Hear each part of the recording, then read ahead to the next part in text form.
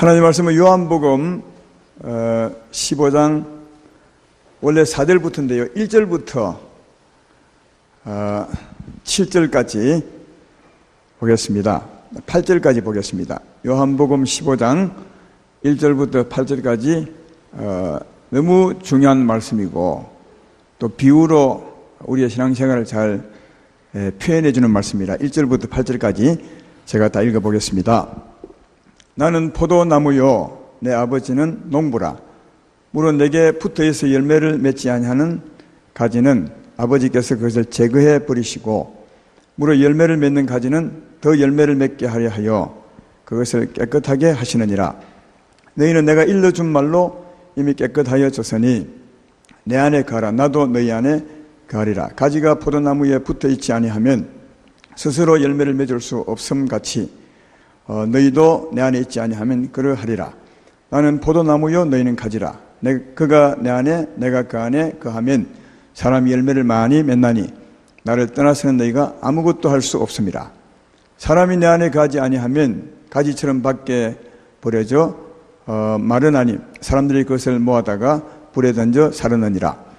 너희가 내 안에 거하고 내 말이 너희 안에 거하면 무엇이든지 원하는 대로 구하라. 그리하면 이루리라. 내 열매를 많이 맺으면 내 아버지께서 영광을 받으실 것이요 너희는 내 제자가 되리라. 아멘. 오늘 제목은 내 안에 거하고 내 말이 너희 안에 거하면. 저 제목이 참 우리 삶의 중요한 핵심 같은 말씀입니다. 제목을 잘 기억하고 말씀을 들으시면 좋겠습니다.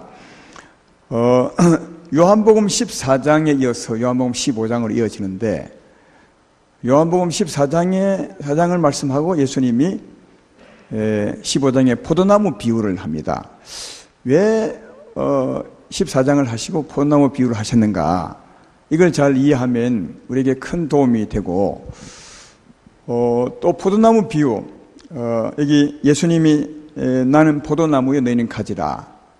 또 아버지는 농부라. 이렇게 해서 이제 하나님 아버지와 우리에게 오신 예수님, 성령이죠. 예수님과 우리 사이 관계를 가장 잘 표현한 비유가 아니겠는가 그렇게 생각합니다. 이 비유만 잘 이해해도 신앙생활 하는데 전혀 부족함이 정말 없습니다. 그리고 바르게 살아갈 수 있습니다. 예수님은 우리 안에 오신 예수님은 포도나무요, 우리는 가지요, 하나님 아버지는 농부라. 이 정말 대단한 너무너무 의미 있는 이 비유를 한번 잘 이해해보는 그런 시간이 되었으면 좋겠습니다. 그러므로 오늘 포도나무 비유는 요한복음 14장이어서 연결된 비유이기 때문에 14장 말씀을 좀 이해해야 됩니다. 14장은 지난주에 말씀했기 때문에 제가 설명을 해보겠습니다. 우리가 예수를 믿으면 죄 사함을 받고 영생을 얻습니다. 영생을 얻는다는 말은 성령이 우리 안에 오십니다. 이거 이해되면 아멘 합시다. 성령은 진리의 영이기 때문에 성령을 받으면 우리가 알 수 있다고. 성령이 눈에 안 보이지만 세상은 성령을 받지 못하기 때문에 보지도 못하기 때문에 알지도 못하지만 우리는 회개하고 예수의 십자가로 죄 사함을 받으면 성령이 오시기 때문에 우리 안에 오시기 때문에 그리고 그 영은 진리의 영이기 때문에 우리가 오시는 것을 알 수 있다고 그렇게 말했습니다. 왜 아느냐 하면 그분은 진리의 영이라 진리의 영광을 나타내기 때문에 진리의 영광을 우리 마음에 끼치기 때문에 평안을 끼치기 때문에 사랑을 끼치기 때문에 우리가 알 수 있다. 그렇게 말합니다. 제가 그림을 그려보겠습니다. 오늘은 그림 하나만 크게 그릴 테니까 제가 그린 건 사람입니다. 이상한 사람이지만 그래도 설명을 잘하기 위해서 이상한 사람을 그리는 것이니까 이해를 하시면 좋겠습니다. 머리가 요만하고요. 몸집이 엄청 큽니다. 다리도 외다리 이런 사람입니다. 눈을 그리고요. 이 사람은 누구를 하면 좋겠습니까? 이 사람이 납니다. 여러분 이름을 대면 좋겠습니다. 이 사람은 여러분입니다. 지금 나는 이제 김신환입니다. 이 사람이요. 이 사람은 이제 세 부분으로 나누죠. 근데 너무 잘 알잖아요. 맨 바깥에 육체. 육체는 좀 얇게 그리겠습니다. 우리가 이리 생겼다는 말이에요. 육체. 맨 바깥 부분에 육체. 그죠? 꼬집으면 아픈, 이렇게 때리면 아픈 이 몸. 이게 육체입니다. 이제 그 안에 가장 넓은 부분을 차지한다 할까요? 마음이 있고요. 그 다음 그 안에 영이 있습니다. 요 부분이 마음이고요, 마음. 알겠죠? 안 써도 되겠죠? 씁시다, 마음. 이걸 다르게 말하면 혼이라 하기도 합니다. 요 부분은 육체고요. 그러면 요 안에는 뭐겠어요? 예? 대답 좀 하십시오. 요 안에는 영입니다, 영. 그죠? 요 안에 영입니다. 근데 하나님이 예수 믿으면 우리가 제3하고 성령이 오시는데, 진리의 영이 오시는데 어디에 옵니까?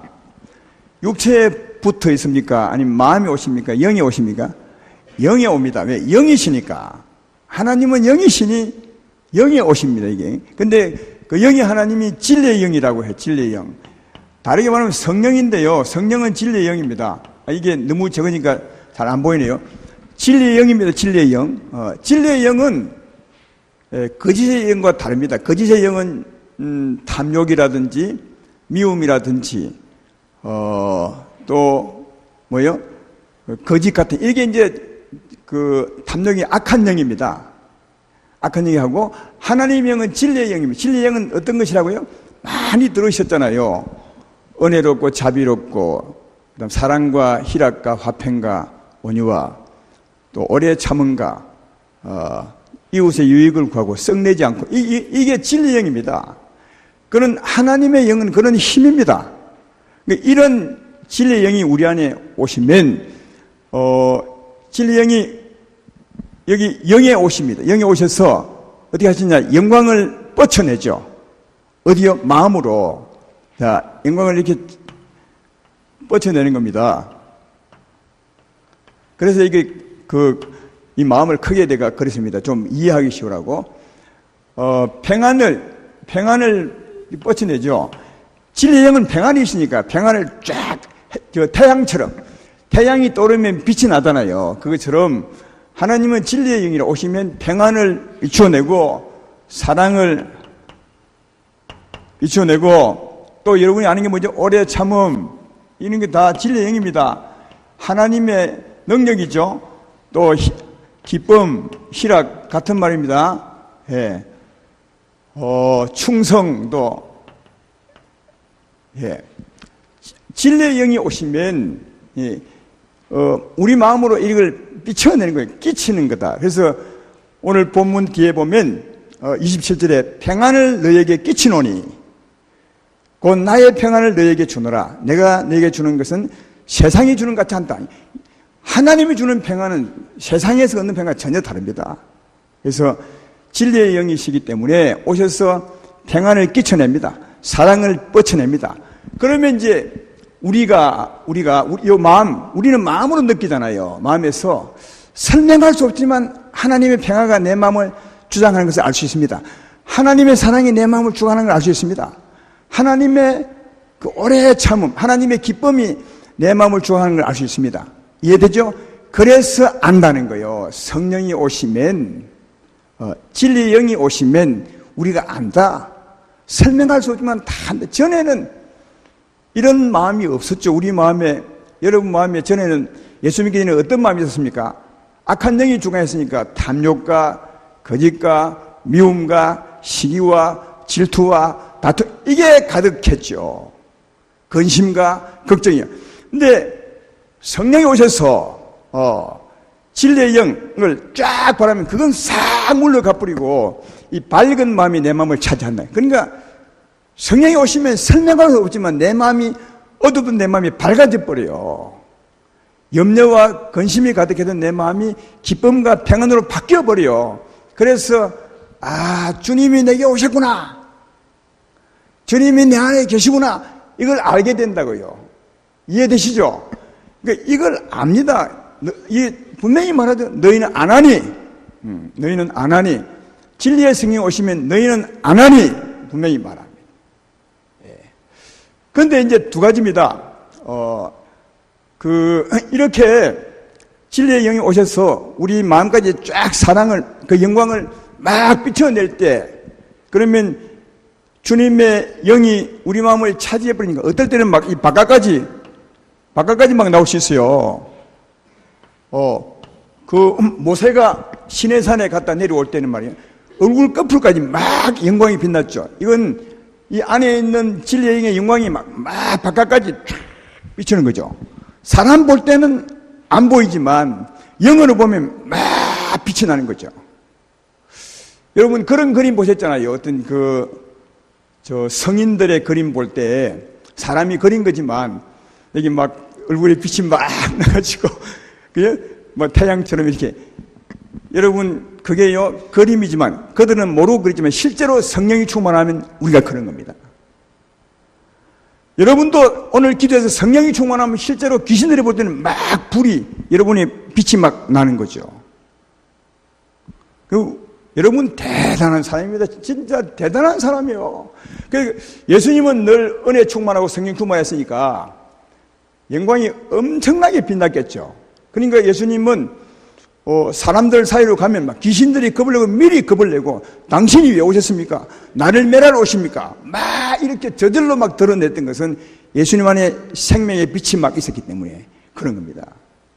우리 지금도 마찬가지입니다. 성령 진짜 충만하게 되면 여러분이 가는 곳에도 그런 일이 예수님 같지는 않지만 아주 놀라운 일이 있습니다. 왜? 하나님이 우리 안에 와 계신 것이다. 자, 근데 성경은 보라고요. 14장 앞으로 넘겨서 20절을 보십시오. 14장 20절을 보면 들으셔도 괜찮습니다. 그날에는 성령이 오는 날이죠. 그날에는 내가 아버지 안에 너희가 내 안에 내가 너희 안에.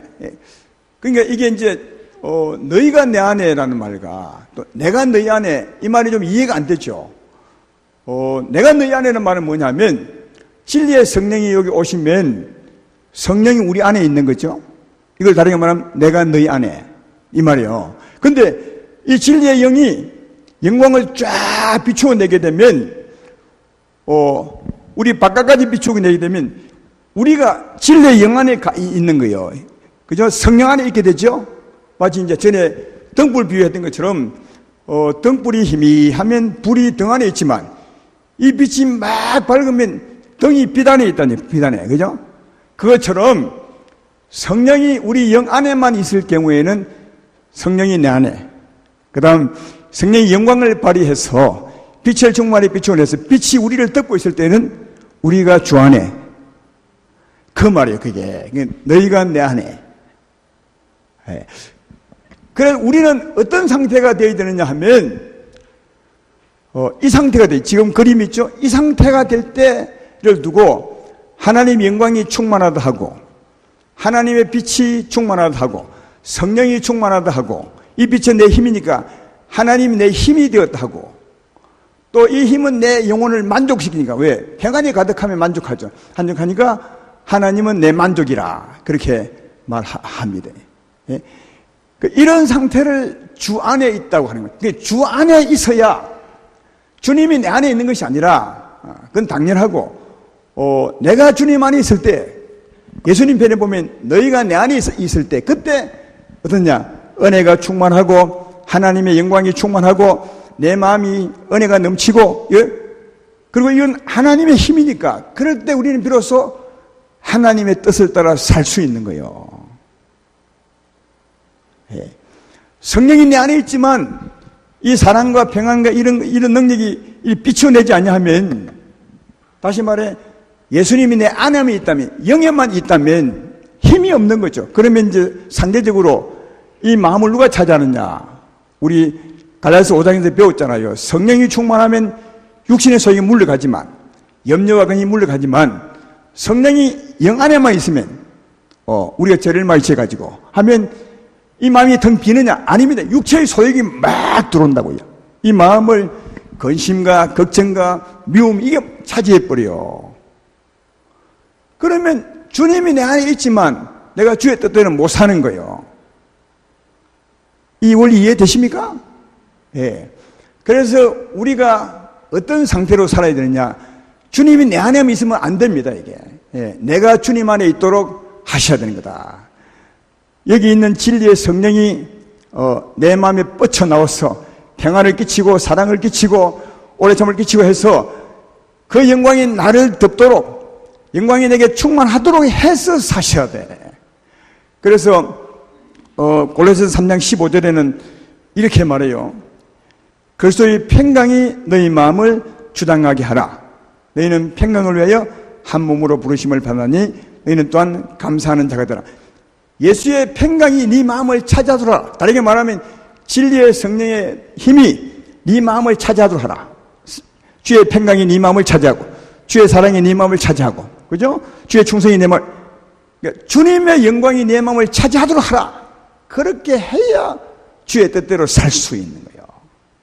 근데 이 말에 의하면 이 진리의 영은 오시면 저절로 빛을 비추는 것이 아니라 어떻게 해요? 차지하게 하라 했으니까 내가 믿고 기도하셔야 돼요. 그래서 기도가 필요한 거예요. 예수 믿고 성령이 오시면 저절로 내 마음이 충만한 것이 아닙니다. 여러분 그 경험자 아닙니까?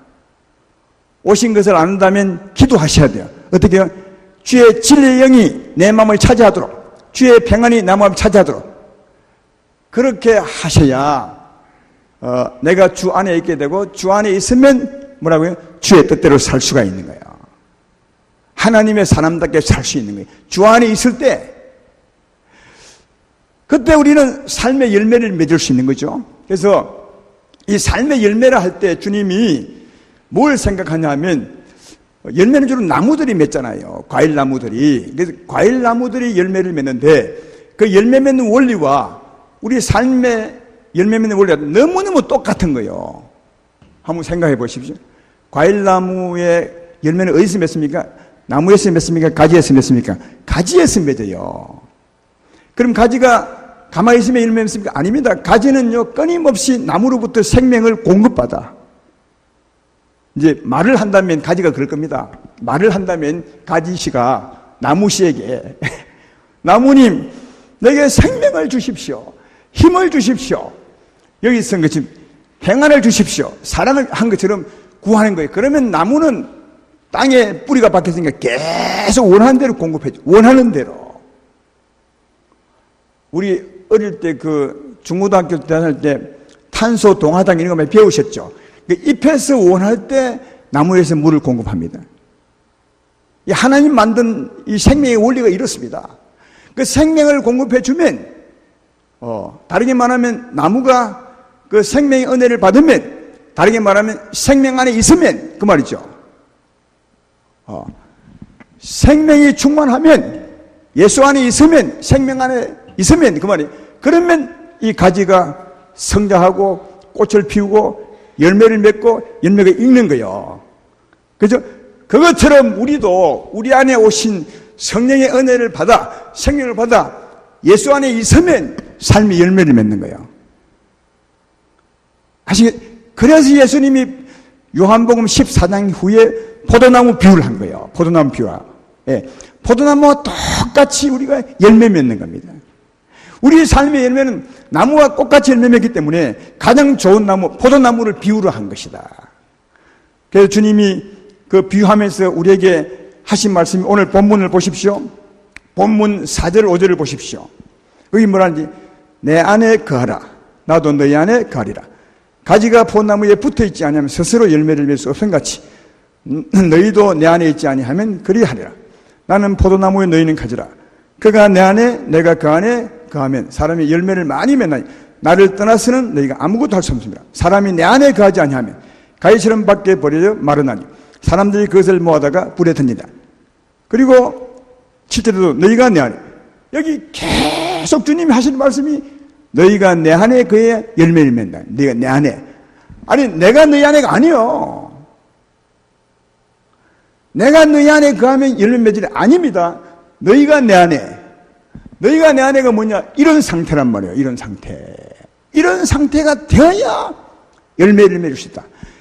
나무의 가지들이 이런 상태이기 때문에 성장하고 꽃을 피우고 열매를 맺는 거예요. 그것처럼 너희도 내 안에. 여기 내 안에는 말을 매번 씁니다. 너희가 내 안에 있어야 열매를 맺는 거다. 너희가 내 안에 있어야 하나님의 사람답게 살 수 있는 거다. 너희가 내 안에 있어야 삶의 열매를 맺는 거다. 만일 그렇지 않으면 아무것도 할 수 없다. 이걸 굉장히 크게 들으셔야 돼요. 정말 아무것도 할 수 없어요. 여기 진리의 성령이 영광을 비춰내지 않으면, 평안을 끼치지 않으면, 이걸 다르게 말하면 우리가 예수님 안에 있지 않으면 아무것도 할 수 없어요. 성령이 우리를 차지하지 아니하면 누가 차지하느냐? 육체의 소욕이 차지해. 성령 안에 있다고 해도, 영생을 얻었다고 해도, 그러면 성령이, 내가 주 안에 있지 아니하면 육체의 소욕이 나를 차지하는데 어떻게 하나님의 뜻 따라 살 수 있나요? 삶의 열매 줄 수 있는, 절대로 못한다. 그러니까 우리의 삶의 열매는 내 안에 있는 성령과 관계 있는 것이지 다른 것과 전혀 관계없어요. 그래서 나무 비유를 한 겁니다. 봄나무 비유를 한 것이다. 여기서 주님이 계속 강조하는 것이 너희가 내 안에 있다. 만약 너희가 내 안에 있지 않으면 아무것도 할 수 없다.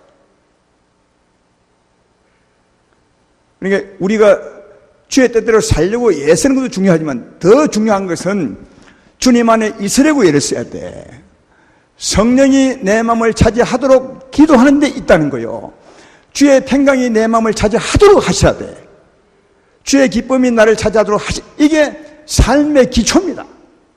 근데 이 원리를 모르면 다들 나가서 이렇게 하진 않고 주님 내 안에 그 하는 상태만 가지고 사니까 매일 실패하는 거예요. 매일 실패하고, 그래서 살고 나면 실패해서 또 회개하고 또 다짐하고 갑니다. 내일은 잘 살 거라고. 또 내일 살고 나면 또 실패하고, 주여 오늘도 실패했어요. 또 계속 실패하고 회개하고 실패하고 나중에는 미안해서 회개기도 안 해. 그 이유가 여기에 있는 것이다.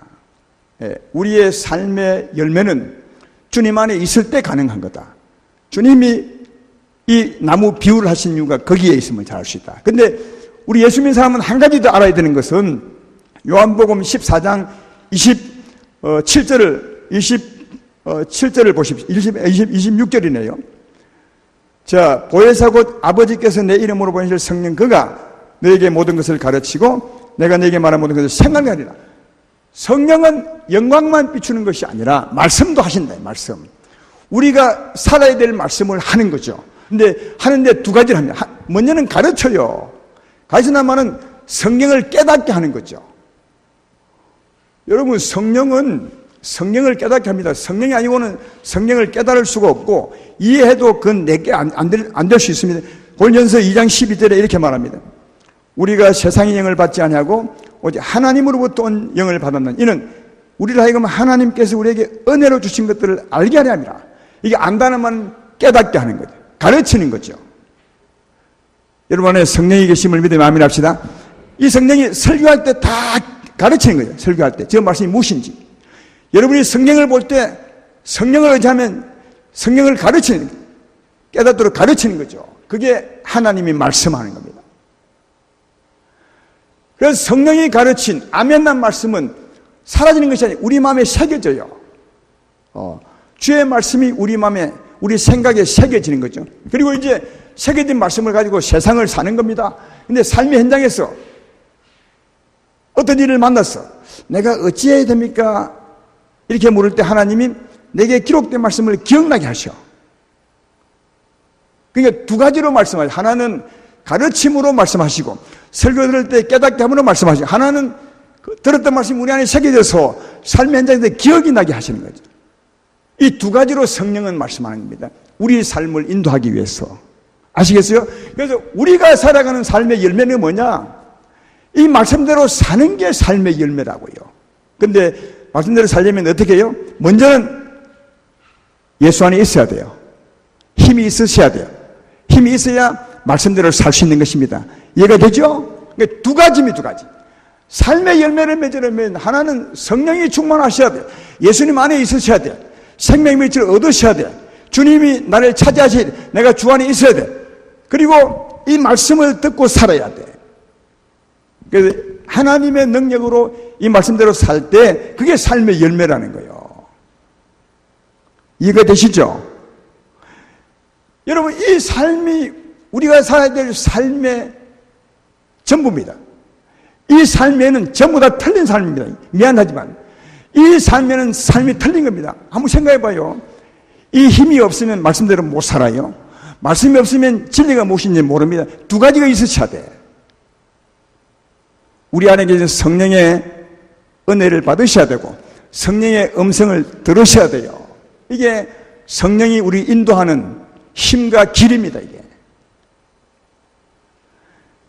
그래서 이 성령을 굉장히 강조하는 겁니다. 우리가 삶의 열매를 맺는 것은 두 가지입니다. 성령이 충만하셔야 되고 힘이 있으셔야 되고 그리고 주의 음성을 주의 말씀을 들으셔야 돼. 그래야 그 말씀대로 살 수 있습니다.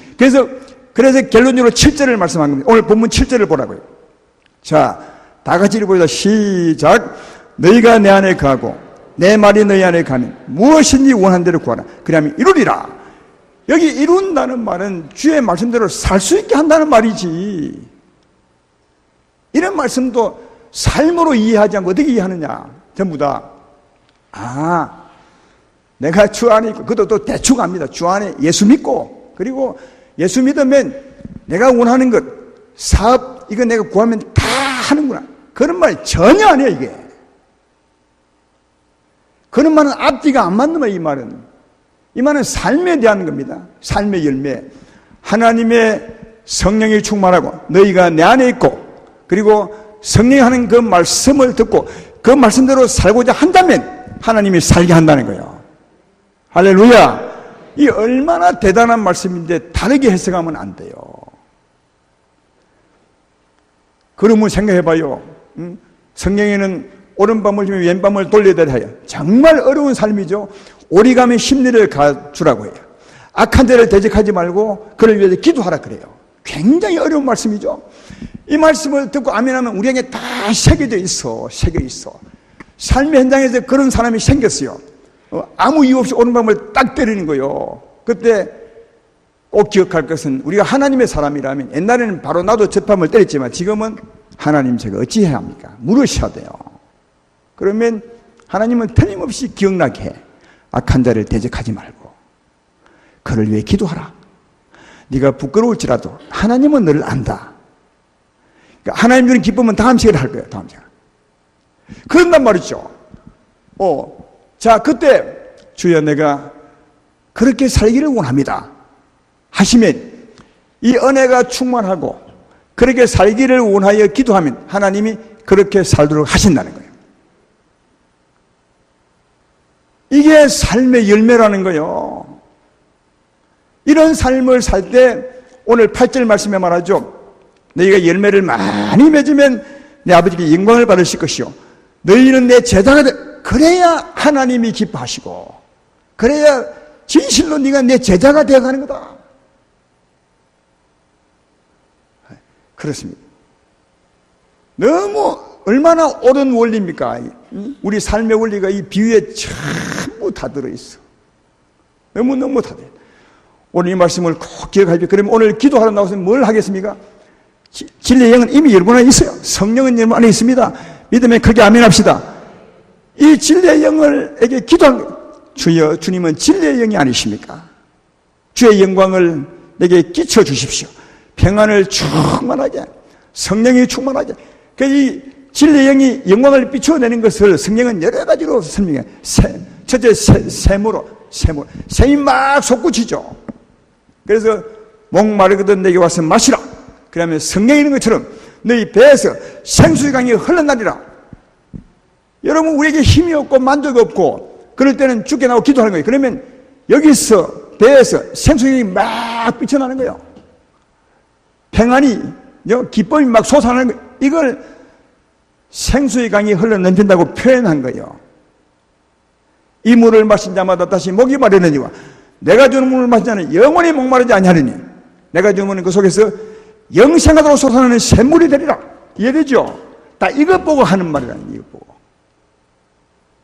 이 삶의 비밀이 있습니다. 그러니까 우리는 대단한 것을 가졌습니다. 그래서 성경은 이 대단한 것을 보배로운 능력을 가졌어요.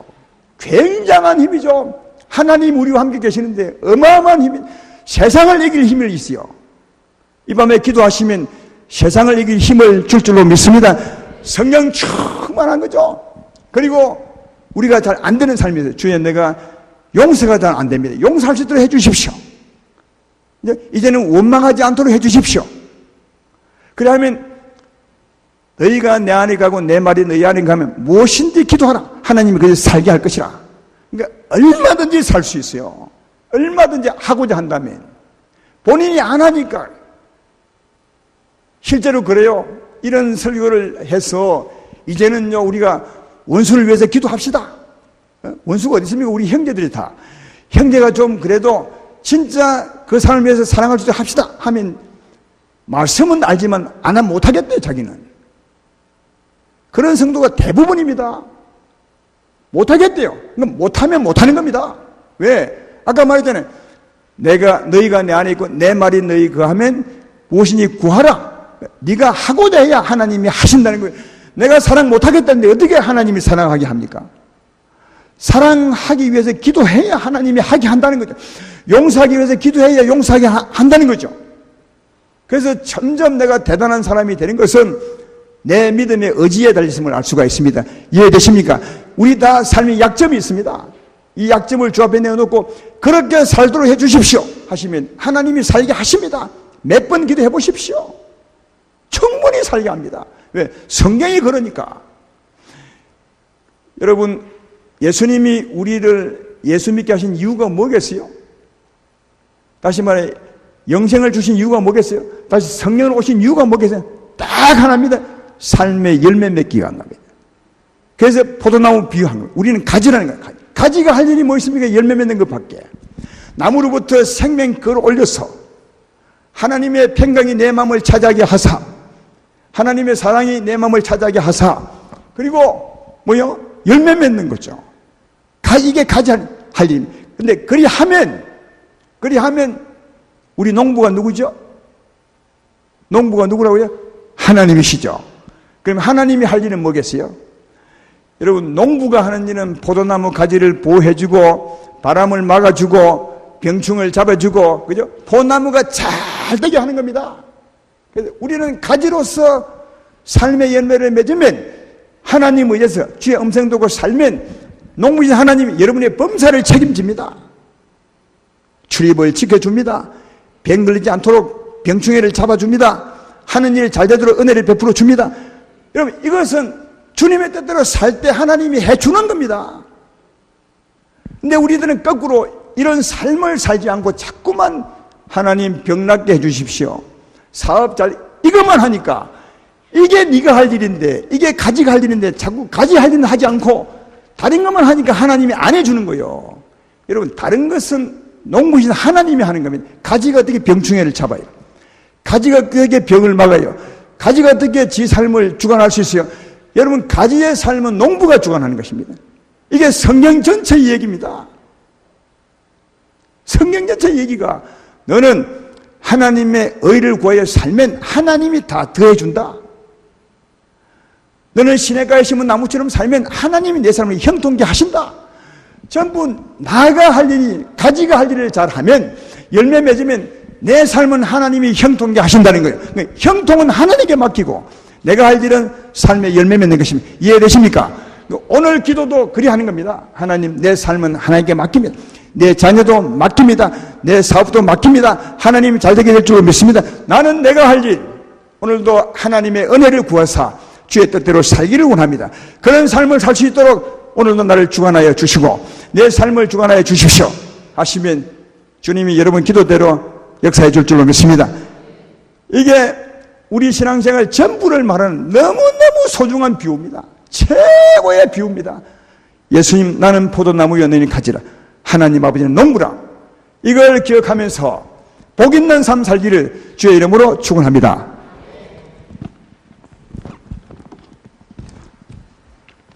나의 안에 거하라 찬송하겠습니다.